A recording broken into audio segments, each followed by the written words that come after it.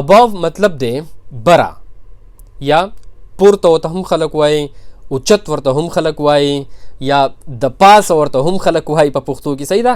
above خو above مونږ په هغه موقع باندې استعمالوو چې کله د یو دوو څیزونو ترمنځه څه نه څه ګیپ وي. صحیح ده. په منځ کې ګیپ وي نو مونږ په هغه ټایم کې above استعمالوو. مثال په تور زه وایم چې the aeroplane is flying above the clouds. جاز د وریځو نه بره روان دی یا په وریځو د پاسه الوزي. یو بل پریپوزیشن دغه شانتې راځي، هغې ته ویلی کېږي on top of. اوس د on top of مطلب دی په سر، یعنی د پاسه د هغې هم مطلب دی د پاسه، خو د هغې اصل کې مطلب راځي په سر، یعنی دوه څیزونه چې د یو بل سره ټچ شوي وي. above خو دا و چې د دواړو څیزونو ترمنځ به ګیپ وي، فاصله به وي. او on top of مطلب دی چې دوه څیزونه د یو بل سره ټچ شوي وي. مثال په تور زه وایم چې the bird is on top of the tree. مرغۍ د ونې په سر ده. بسم الله الرحمن الرحیم. السلام علیکم ملګرو، امید دی چې تاسو ټول بخیر. مونږه د پارټس آف سپیچ لیسنز شروع کړي دي. د دې نه مخکې مونږه د پارټ نمبر 26 پورې آلریډي کړي دي. که چا تر اوسه پورې زاړه لیسنز نه یې کتلي نو مهرباني وکړئ زمونږه د فیسبوک پیج ته لاړ شئ او هلته کې ویډیو سیکشن را پیدا کړئ. هلته کې به تاسو ته ټول ویډیوز میلاو شي. د دې نه مخکې چې مونږه څومره هم لیسنز کړي دي، مونږه ټینسز کړي دي ټول کمپلیټ. د هغې نه پس بیا مونږه ډایرکټ او انډایرکټ سپیچز هم کړي دي. مونږ پارټس اف سپیچ چې څومره لیسنز کړي دي نو دا ټول به تاسو ته په هغه ویډیو سیکشن کې په اسانه باندې په ترتیب سره میلاو شي. او یا زمونږه یوټیوب چینل ته لاړ شئ، هلته کې هم تاسو ویډیو سیکشن را پیدا کړئ نو په هغې کې به هم تاسو دا ټول ویډیوز په ترتیب سره میلاو شي. او هلته کې به تاسو ته د دې هر یو ټاپک جدا جدا پلی لیست هم میلاو شي. نننی لیسن زمونږه دی پارټ نمبر 27 او په دې کې به مونږ کوو پریپوزیشنز. د لیسن شروع کېدو نه مخکې لایک او شیر د نه هیر نشي او ټول زمونږه د یوټیوب چینل خامخا سبسکرایب کړئ. ښه نو راځو خپل لیسن لا پریپوزیشنز. اول خو دا یوه خبره چې زما اواز لږ خراب دی، تاسو ته ما ویلي هم و چې زما زکام دی نو کیدای شي زما اواز لږ شانتي فني غوندې ښکاري. صحیح ده، نو وبخئ دغه. او دویمه خبره دا ده چې پریپوزیشن زمونږه د پارټس آف سپیچ اخیری ټاپک دی، خو دا به مونږه په دوو پارټس کې کمپلیټ کوو. نو نیکسټ پارټ په زمونږه د پارټس آف سپیچ اخیری لیسن وي. صحیح ده.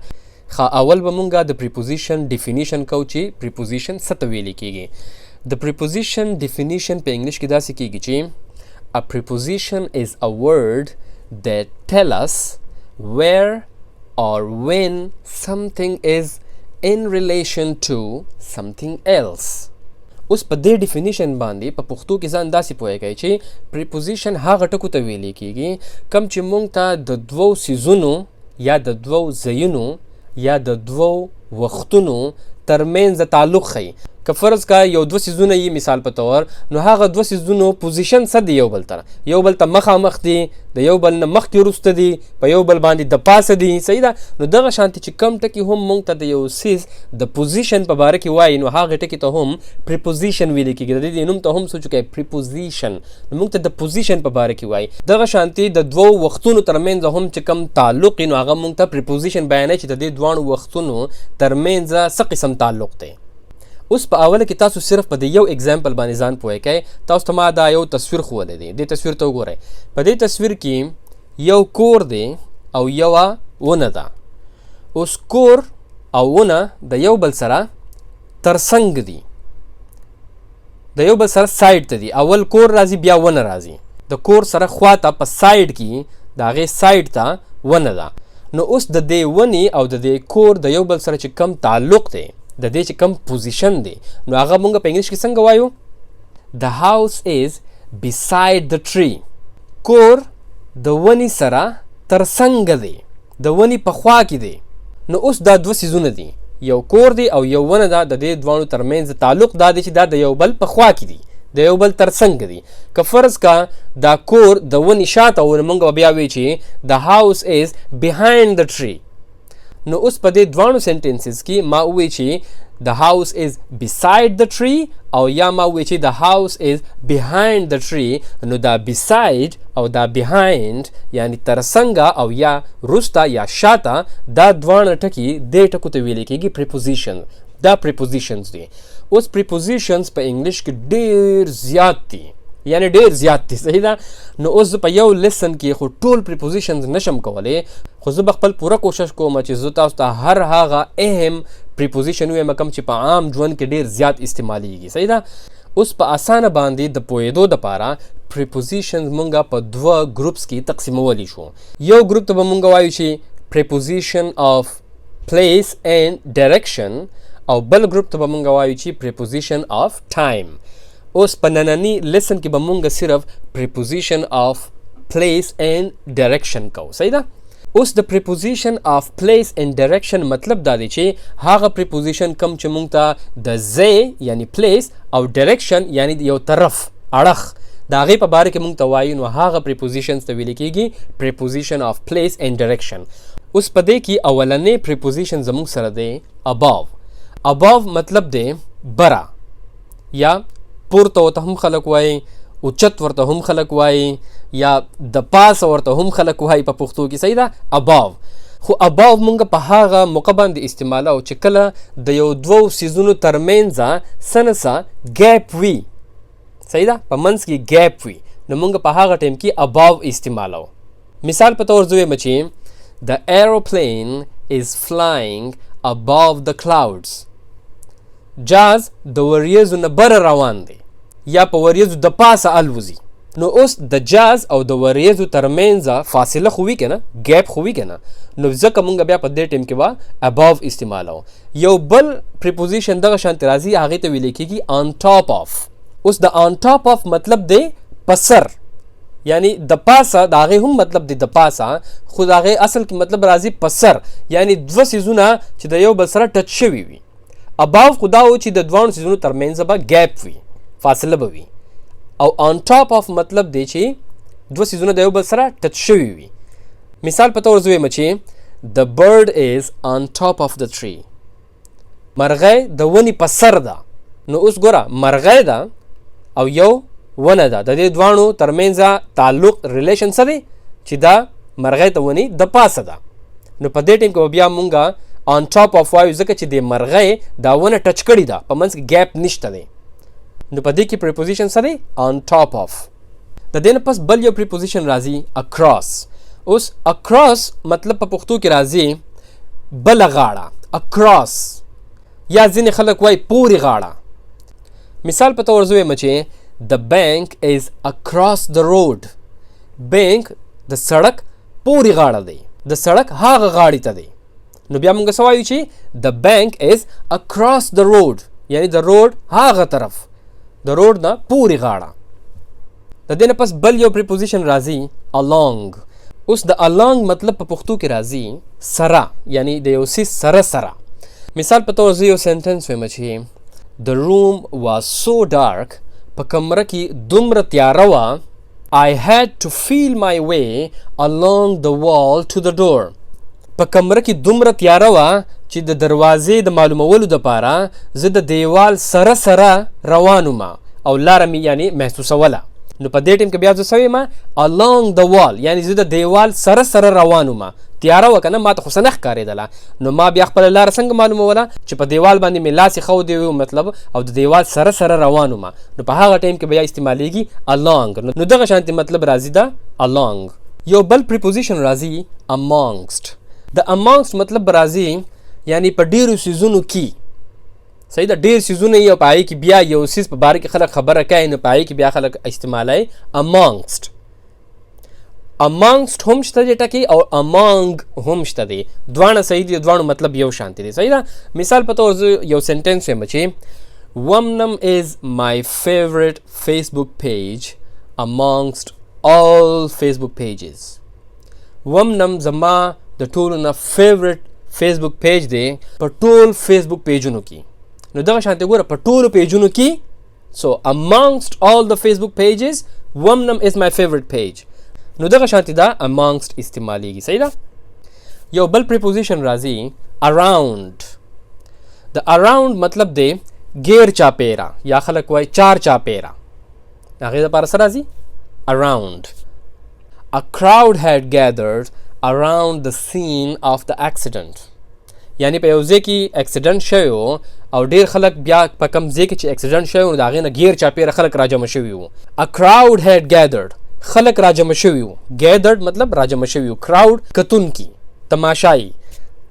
around the scene of the accident کم ځای کې چې اکسیډنټ شوی و د هغې نه غیر چاپیره خلک راجمع شوي وو. نو دغه شانتي around استعمالیږي. صحیح ده. اوس د دې نه پس بل یو پریپوزیشن راځي at. اوس د at مطلب څه دی؟ پا. اوس پا به څنګه استعمالو؟ مثال په طور زه وایم چې the players will meet at the ground.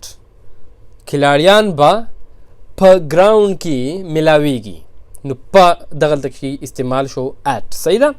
کله چې هم مونږ د یو ځای په باره کې خبره کوو چې په یو خاص ځای کې به یو کار کیږي نو په هغه ټایم کې بیا مونږه at استعمالو. همیشه at the park, at the shop, at the library, at the ground. صحیح ده. نو کله چې هم مونږ د یو خاص ځای په باره کې ذکر کوو نو په هغه ټایم کې همیشه مونږه at استعمالو. صحیح ده. ښه بل یو پریپوزیشن دی behind. اوس د behind مطلب دی شاته وروسته. Our house is behind the trees. زمونږ کور د ونو شاته دی. behind the trees. بل یو پریپوزیشن راځي below. below مطلب دی لاندې. مثال په طور زه وایم چې Holland is the country which is below the sea level.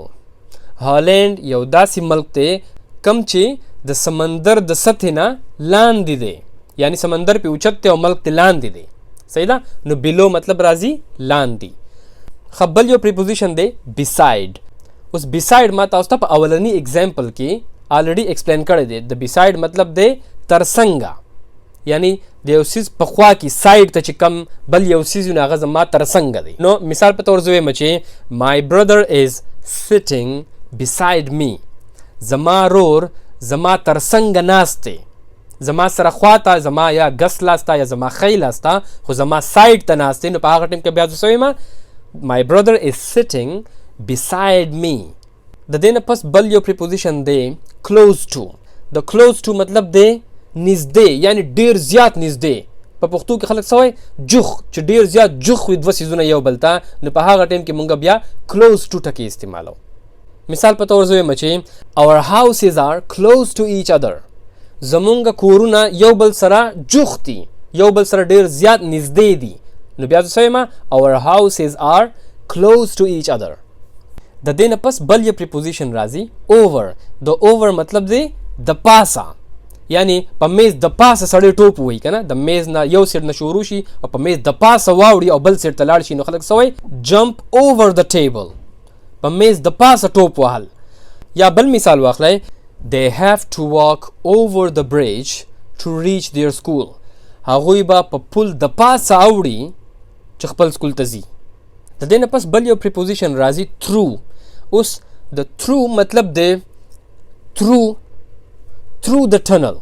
یعنی په ټنل کې دننه تلل د یو سر نه بل سر ته. په یو څیز کې دننه تلل هغې ته څه ویل کېږي through. یا د یو څیز په ذریعه باندې تلل through ذریعې ته هم ویل کېږي. صحیح ده. یعنی مثال په طور زه وایم چې the train has to go through the tunnel to get to the city. ټرین به په ټنل کې دننه ځي د ټنل په ذریعه باندې به ځي هغه بل طرف ته چې خاریې ته ورسي. یعنی ټرین که خاریې ته ځي نو د ټنل په ذریعه باندې به ځي through the tunnel. د through مطلب بل هم راځي مطلب په لارې. یعنی یو څیز په لاره باندې به سړی ځي خو مطلب یې سره through مطلب به راځي چې په یو څیز کې سړی دننه ورننه وځي. صحیح ده. دغه شانتي بل یو پریپوزیشن راځي towards او یا toward. د دواړو مطلب بالکل یو شانتي دی. صحیح ده. towards مطلب دی طرف ته. یعنی په پښتو کې خلک وایي په لور یا اړخ towards. مثال په طور زه وایم چې this bus is going towards Peshawar. دا بس د پیښور طرف ته روان دی یا دا بس د پیښور اړخ ته روان دی. یا موږ داسې هم وایو چې دا بس د پیښور په لور روان دی. نو په هغه ټایم کې به څه راځي towards Peshawar. بل یو پریپوزیشن راځي up. اوس د up مطلب څه دی بره اوچت یا ځینې خلک ورته پورته هم وایي. There are millions of stars up in the sky. بره په اسمان کې په لکاو کروڑاو ملیونز ستوري دي. نو اپ مطلب څه دی؟ بره یا اوچت یا پورته. صحیح ده. یو بل پریپوزیشن راځي ډاون. د ډاون مطلب څه دی؟ ښکته، لاندې، یا ځینې خلک ورته کوز هم وایي. کوز. مثال په تور زه وایم چې she was walking down the street. هغه په کوڅې کې ښکته روانه وه یا هغه په کوڅه کې کوز روانه وه، لاندې روانه وه. نو بیا به څه راځي چې she was walking down the street. د دې نه پس بل یو پریپوزیشن راځي between. د between مطلب دی ترمنځه، د دوو څیزونو په منځ کې، ترمنځه. نو هغې ته ویل کېږي between. مثال په تور زه وایم چې the red car is between two black cars. سور گاڑی د تورو دوو گاڑو ترمنځ دی، یعنی یو طرف ته هم تور گاڑی دی او بل طرف ته هم تور گاڑی دی او سور گاڑی یې ترمنځ دی. so the red car is between two black cars. بیا بل یو پریپوزیشن راځي by. د by مطلب به راځي پخوا کی او یا باندې. مثال په تور زه وایم چې Amir lives by the train station. Amir د train station په خوا کې اوسېږي. د دې نه پس بل یو پریپوزیشن راځي inside او یا in. د دې دواړو مطلب یو شانتی دی. inside یا in مطلب څه دی؟ یعنی چې یو څیز په بل څیز کې مکمل دننه وي یا یو انسان په یو کمره کې مکمل دننه ولاړ وي، نو هغه به څه راځي inside the room. بل یو پریپوزیشن دی near. د near مطلب دی خواته، نږدې، په خوا کې. مثال په تور زه وایم چې we parked the car near the bus station. مونږه د بس سټیشن خواته ګاډی پارک کړی دی، ګاډی م هلته ودرولې دی. نو بیا به څه راځي near the bus station. د بس سټیشن په خوا کې، د بس سټیشن سره نږدې. بل یو پریپوزیشن راځي next to. د next to مطلب په پښتو کې راځي ورپسې یا موږ وایو ترڅنګه. مثال په تور زه وایم چې the library is next to the bank. لایبرری په بینک پسې ده، یعنی اول به بینک راځي او په بینک پسې به لایبرری وي. نو موږ بیا څه وایو چې the library is next to the bank. لایبرری په بینک پسې ده. بل یو پریپوزیشن راځي on. د on مطلب دی باندې یا د پاسه. مثال په تور زه وایم چې the taxi is on the way. ټیکسی په لاره باندې دی، یعنی ټیکسی را روان دی په لاره باندې. صحیح ده. نو موږ بیا څه وایو چې the taxi is on the way. یا موږ داسې هم وایو چې the book is on the table. کتاب په میز د پاسه دی. نو د on مطلب به څه راځي؟ د پاسه او یا باندې. دغه شانتي بل پریپوزیشن راځي off. off د on بالکل الټه دی. on خو ما تاسو ته وویل که نه چې the taxi is on the way. ټیکسی په لاره باندې دی. د off مطلب به څه راځي؟ لري. د on بالکل الټه، یعنی the car is off the road. ګاډی د روډ نه لري دی، یعنی په روډ د پاسه نه دی. نو بیا به څه راځي؟ د روډ نه لري دی. so off the road. او بل یو پریپوزیشن زموږ سره دی past. اوس past مطلب دی تیریدل، په یو ځای باندې تیریدل یا په یو څیز باندې تیریدل. هغې دپاره څه راځي؟ past. مثال په تور زه وایم چې just past the shopping center, the petrol station is on your left. ته دې شاپینګ سنټر نه تیر شه، په دې باندې واوړه، په دې باندې تیر شه. the petrol station is on your left. نو petrol station به ستا ګس لاسته وي، الټه لاسته وي. نو د past مطلب څه راځي؟ تیریدل، یعنی چې په یو ځای باندې سړی تیریږي. اوس زموږ سره یو آخري preposition of place and direction دی او هغه دی under. د under مطلب دی لاندې. the cat is under the table. پیشو د میز لاندې ده. اوس دا څلور ټکي below, under, underneath او beneath، دا څلور ټکي د دې څلور واړو مطلب دی لاندې، او د دې څلور واړو مطلب بالکل یو شانتی دی. که تاسو هر یو ټکی استعمالوئ، تاسو داسې هم ویلی شئ چې the cat is under the table, the cat is underneath the table, the cat is below the table. ټول صحیح راځي. نو دا و زمونږه نننی لیسن د پریپوزیشن په باره کې. انشاءالله په نیکسټ لیسن کې به مونږ کوو پریپوزیشن آف ټایم او هغه به زمونږه د پارټس آف سپیچ آخري لیسن وي. نو انشاءالله پارټس آف سپیچ به زمونږه په نیکسټ لیسن کې کمپلیټ شي. زما امید دی چې تاسو به د نننی لیسن نه ډېر څه زده کړي وي. لایک او شیر د نه هیر نشي او ټول زمونږ د یوټیوب چینل خامخا سبسکرایب کړئ. انشاءالله په نیکسټ لیسن کې به بیا میلاویږو. ټول د خپل ځان ډېر خیال ساتئ. د الله په امان.